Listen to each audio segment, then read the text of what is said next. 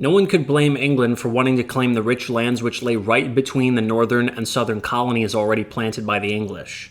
New York had the best harbor on the coast and the most abundant watercourses. Nowhere else could such a highway for trade with the red men for furs be found. Years before this, the Indians had buried a hatchet with the Dutch under a big tree at Albany. That was their way of signing a treaty of peace, so everything pointed to a smooth and easy reign for the Duke of York and his new colonies. The Dutch had smoothed the way for him. James, the Duke of York, said he would like to have this fine piece of property, and his brother Charles II of England gave it to him. Not that they had any right to treat the Dutch so, but kings and queens have a way of mistaking might for right. The claim they put up was that 100 years before Hudson had gone up the river in the Half Moon, a man by the name of Cabot had seen and claimed this part of the New World for England, but the Dutch had spent 50 quiet years on these shores before that claim was set up, and of course it did not please them to think of having to give up their farms and their homes and their trading posts at the command of a strange king. Those old Dutch settlers had come to feel very independent of kings in their new homes. The West India Trading Company only wanted to make money out of them, and they stood in no awe of its directors, who were no better and not so brave sometimes as they themselves. They had brought here with them the manners, the style of dress, and the home habits which they liked best. No one cared much about the changes of fashion. Just so, they could put on as much clothing as the cold climate called for they were happy if they did look queer. They had their quaint little inns where they went to drink beer and to smoke their pipes filled with the American weed tobacco, which they learned to like very soon. They had their market days and their church festivals. These last were not exactly what we call church festivals now. They had some queer customs which hurt no one. The New Year was a great day with them for calls. In short, things were in a nice snug fix when these slow Dutch settlers were thrown into a state of dismay and wrath by the Duke of York's bold claim. It was in the time of stout Peter Stuyvesant that a fleet of 4 ships with a force of 450 armed men on board came in sight of New Amsterdam. The captain of this fleet sent a letter to the fort with the mild request that it should be given up to the English at once.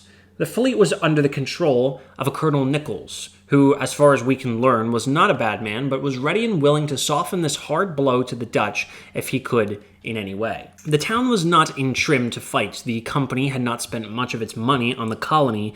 In fact, they had looked to it to make money for them and to take care of itself at the same time. The fort had only 20 guns and a small supply of powder, but Director Peter was for trying to hold it against the 62 cannon on the ships. He said he would rather die than give up the fort, and no doubt he meant just what he said. But when the preacher came to him and pled with him not to be the first to shed blood, and all the men cried out that there was no help for it, and even his own son joined with them in calling him hot-headed and mad, stout Peter's brown cheeks grew white, for he found himself alone and in a sore strait. The English captain was willing to make good terms with the men inside the fort. He said they should hold on to their arms and keep their farms. All he asked of them was to call themselves English subjects. When the people heard these terms, they flocked around Stuyvesant to make him agree to them. They begged him not to risk a fight. The English settlers, glad of the chance to live once more under their own flag, told him boldly they would not fight with him. The Dutchmen, thinking more of the rich trade and snug farms they would have to give up if they held out, swore that he should yield. Old Peter Stuyvesant stumped around on his wooden leg, swore big Dutch oaths, tore Nichols' letter to pieces, and flung the bits away in his rage. Then he went and stood by one of the guns, ready to fire it with his own hand. One of the men picked up the torn scraps and put the letter together so that all the people should hear what the terms were that the English wanted to make with them. When they found that they would have to give up nothing, not even their own sort of church, they shook their fists in Peter's face and brought him to terms. What could he do? He could not fight a whole fleet single-handed. He gave up the fort. It was a brave man's last public act. As soon as Nichols took the fort, the flag of England was run up on the flagpole, and the name of both state and town were changed at once. New Netherlands became the province of New York, and New Amsterdam became the city of New York. Fort Orange, or Williamstown, becomes Albany. The state at this time had about 24 towns in all, and the city not more than 343 houses. Perhaps I ought to have told you before that the name New Netherlands was given to a much larger tract of land than what is now known as New York.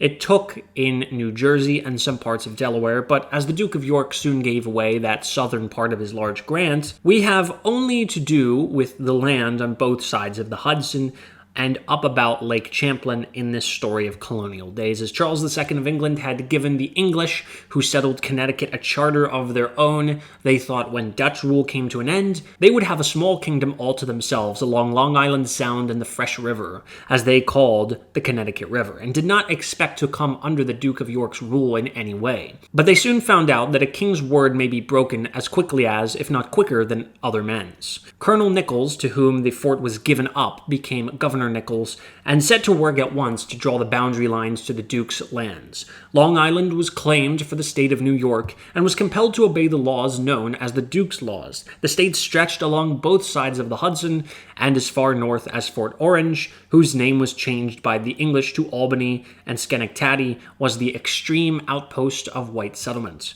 The northern and western parts of the state still under control of the natives or of the French, who had from time to time made inroads into the state from Canada on the north. In 1672, war broke out between England and Holland, and one of the first things the Dutch did was to send a strong fleet over to retake New York. Governor Lovelace, who had come in 1667 after Nichols, was no such man as the old Dutch Governor Stuyvesant, and gave the place up at once. It took back its old name, but Albany was called Orange.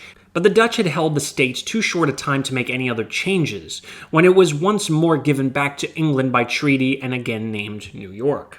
From that time up to the date of the Revolution, which separated it forever from the mother country, the colony of New York was English in the form of its laws, in its customs, language, and modes of thought.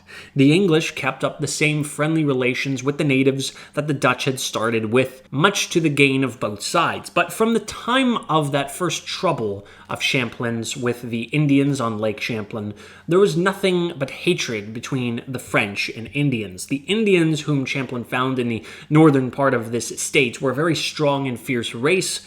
At one time, they had held full sway on the north shore of the St. Lawrence River. They had framed huts and stone axes, and showed some skill in pottery when first found by the white men on the site of the city of Quebec. They had many arts that the whites knew nothing of. They had been as free as the air they breathed as far back as their traditions went. They had no books, but the story of the tribes was handed down from father to son, and they were proud of the deeds of cruelty done by their braves.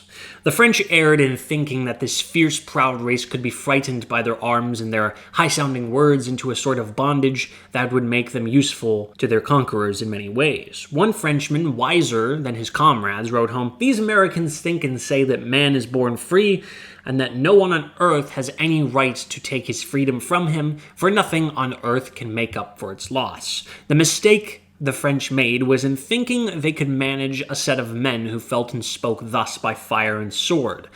They thought they were doing God and man service by following the sword with the priest in efforts to convert the red men. The Iroquois, composed of the 5 most powerful tribes in the state, saw in the French only men who wanted to rob them of their rich hunting grounds, slay their braves, and ruin their homes. These same fierce tribes were strong friends of the English, but they hated the French with all their might. The period of American history, which extends from the beginning of English rule to the war for the independence of the colonies, is full of the dark deeds done on its soil in this never-ending strife between the French and Indians. For 10 years, the brave Count Frontenac tried to mend matters in the northern part of the state, but the Iroquois were not to be handled like children. The English, who had never been friendly with the French, urged upon the Indians to drive the French out of the west so that they, the red men, could get all the beaver skins they wanted. To this, the proud Iroquois answered, "We will fight the French as long as we have a brave left." And so they did.